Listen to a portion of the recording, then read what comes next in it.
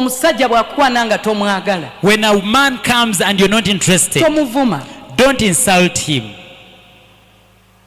Ekyokubiri, togaana muntu yenna nga tosoose kubuuza Mwoyo Mutukuvu. Secondly, do not send him away before you talk to the Holy Spirit. Nkugambye Yesu azaalibwa mu kiraalo kyange. I told you Jesus was born in a manger, in a kraal. Ebintu ebimu tebigenda kujja nga bw'obyagala. Some things won't come the way you please. Oyina akafaananyiiko, good. You have your requirements, that is okay. Njagala omusajja nga bawunsa. I want a bouncing man, American height. the one who is quite tall, Ng'ayina emmotoka eya silver. with a silver car, Ayambala amasuuti ga bbulu. the one who puts on blue suits, Royal, musumba royal royal blue suits, those ones, ng'asaza akalevu ka O. with a channel O beard. Weebale kuba na by'oyagala. Thank you for having your requirements. It is normal. It is okay, Omuntu Chitu, okuba n'ekyoyagala. for you to have what you want. Naye nyamba buyambi. But please help me. Oleme kuteekako full stop. Do not put a full stop. Oteekewo kakoma. Just put a comma. Oweeyo allowance Omwoyo Omutukuvu naye okuintroducingayo ekikye. And give a chance to the Holy Spirit to bring His. N'olwekyo bw'aleeta atavuga silver car. When He brings someone without a silver car, Don't just brush off people. please don't shun that away. Sooka oddeko mu maaso ga Mukama. Go back to God Omugamba Omwoyo Omutukuvu. and say, Holy Spirit, Ono ani? who is this man?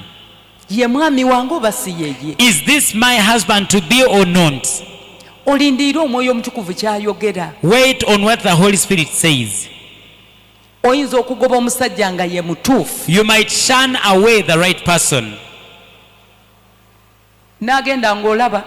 and goes away as you look on. Ne bamulanga ku kituuti ng'olaba. And He's announced as you look on.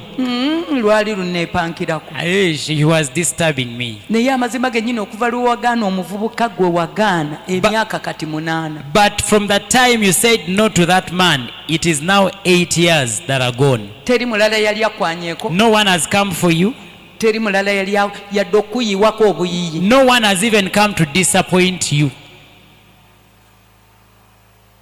Kati oli mu lukuŋŋaana lw'abasinga. Now you are in a singles conference. Ofunye bufunyi chance nti Katonda is a God of a second chance. You only have an opportunity because God gives us many chances. Naye chance eyinza okwetooloola okukomawo. But for that chance to go around and come back to you, Kati emyaka 8. it has now taken 8 solid years. Twebaza Mukama kati wakkakkanya. We thank God that you now come. Musumba kati ajja yenna kasita abanga wa Mukama. Pastor, whoever comes, as long as they are from God. Kati weebale kutereera mu Thank layini. you for settling.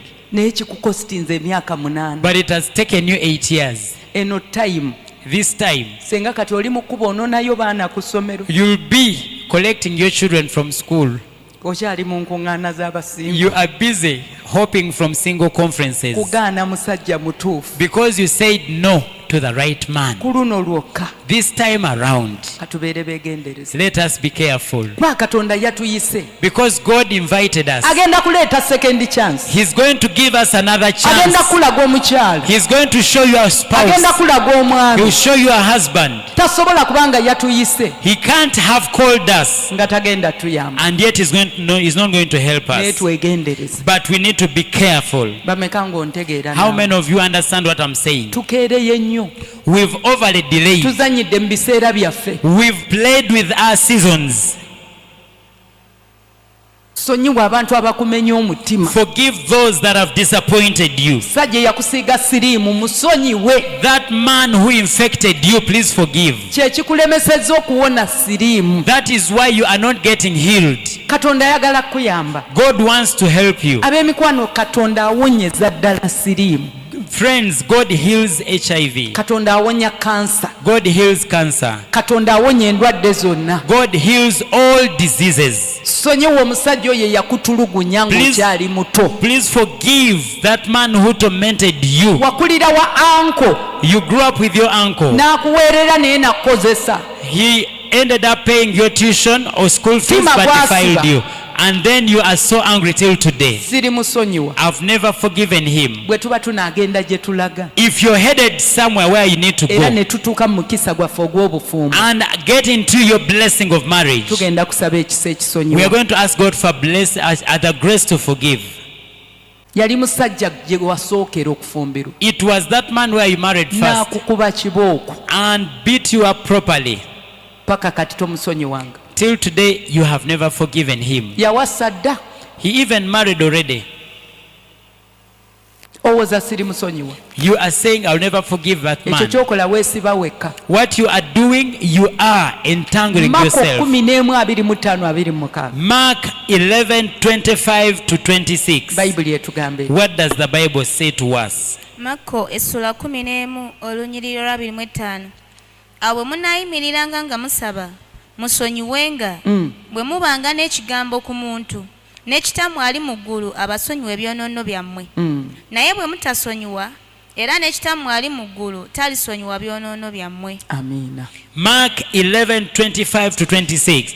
And whenever you stand praying, if you have anything against anyone, forgive him, that your Father in heaven may also forgive you your trespasses.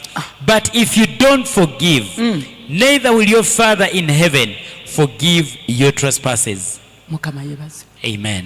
Agaye bwe muyimiriranga nga musaba, He has said that whenever you stand praying, tuzze mu maaso ga Mukama tugenda kusaba. we have come before God, we are going to pray now. Tulina ensonga zaffe, We have our issues. twagala Mukama atuyambe, We want God to come to our rescue atusumulule, and deliver us atukolere divine connection, and connect us to our spouses atulage abakyala abatuufu. and show us the right wife. Agaye nga tonnayimirira He kusaba, has said that before you do, sooka osonyiwe please first forgive, nange ndyoke nkusonyiwe. and then I'll forgive your Ddala bwe trespasses. mutasonyiwa, And he said when you forgive them, bwe mutasonyiwa that when you don't forgive, nange sigenda I'll basonyiwa. not also forgive you. Mukama yebaze. Praise the Lord. Katonda atubanja okusonyiwa abantu bonna God demands that we forgive everyone around us, tusobole okutereeza enkolagana yaffe ne Katonda. so we can align our relationship with him. Kankubuulire, Let me tell you this. kye bayita omukyala omutuufu, What we call a right spouse, kye bayita omwami omutuufu, what we call the right husband, Katonda bw'atakuyamba if God does not help you, teri agenda kukuyamba. no one will help you. Kyeva olaba tulina okukwatagana ennyo ne Katonda. That is why we must connect so well with God.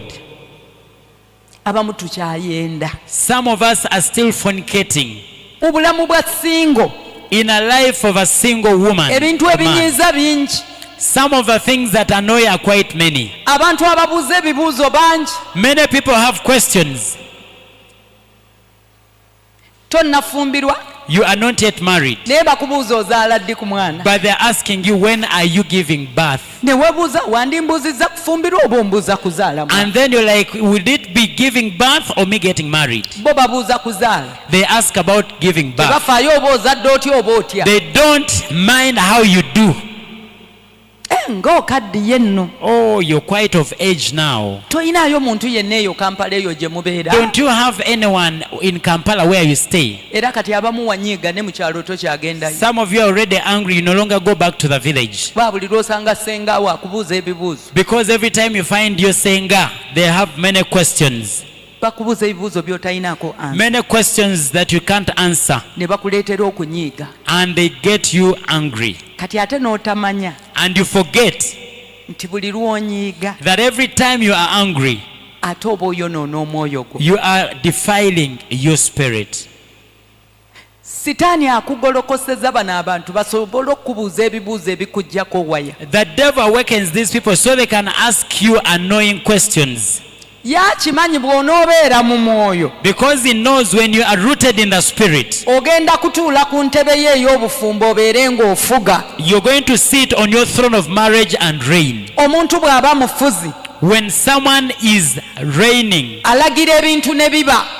they command things to happen. Akoowoola omwami n'avaayo, They call on their spouse to come. akoowoola omukyala They n'avaayo. call on their spouse to appear. kati sitaani alina okukukuumira mu mbala etali ya mwoyo. Now the devil should wants to keep you in a character that is not spiritual. Olaba agolokosa abakunyiiza. That is why he awakens those to annoy you. Yakobo essula esooka olunyiri olw'19 n'olw'2 bayibuli etugamba etya? James chapter 1 verse 19 and 20. Yakobo essula esooka olunyiri olw'19. Ekyo mukimanyi baganda bange abaagalwa, naye buli muntu abeerenga mwangu wa kuwulira, alwengawo okwogera, alwengawo okusunguwala, kubanga obusungu bw'omuntu tebukola butuukirivu bwa Katonda. James chapter 1 verse 19 and 20. So then, my beloved singles, let every man be swift to hear, slow to speak, slow to wrath, for the wrath of man does not produce the righteousness of God.